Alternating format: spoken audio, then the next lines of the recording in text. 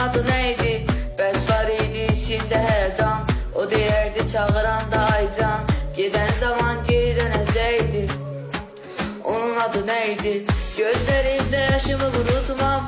Mən çox şeyi belə tez unutmam. Er ya da geç bu ne edəcəkdi? Onun adı neydi? Xatirimdə qalıraq hər şey. Üzünü görüm gəlsin görüşək. Nömrəsinin solu necəydi? Onun adı neydi? Adı neydi de düşmür yadıma. Adı neydi de düşünüp yatıram. Məni tək qoyanın adı neydi? Başımın üstə uçan kəpənəydi. Bir gün ışığım axı sönəcəkdi ve o gedəcəkdi. Adı neydi ürəkdə çırpınan? Adı neydi bir anda yad olan? Məni pərt edənin adı neydi? Ürək yıxılıb gedib ona dəydi.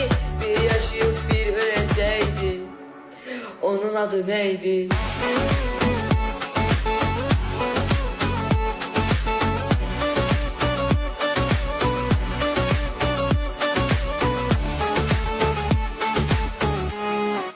Onun adı neydi?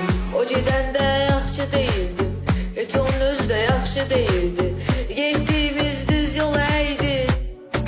Onun adı neydi? Dərdim onun qəlbinin dağıdır. Ki mənə görə dünyanı dağıdır.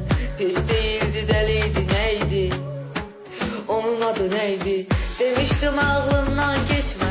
Xatırlamaq istəmirəm heç nə. Geriyə qalan qırılan ürəkdi. Onun adı neydi? İlk görüşte sözün yadımda. Bakışların özün yadımda. Hava yadımda, yağış küleydi. Bəs adın neydi? Adı neydi de düşmür yadıma. Adı neydi de düşünüp yatıram. Məni tək qoyanın adı neydi? Başımın üstə uçan kəpənəydi.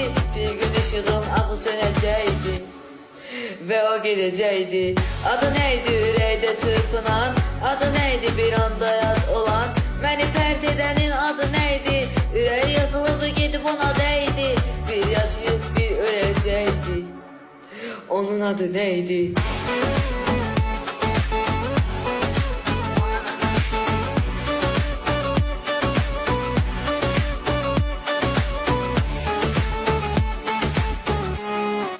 Onun adı neydi?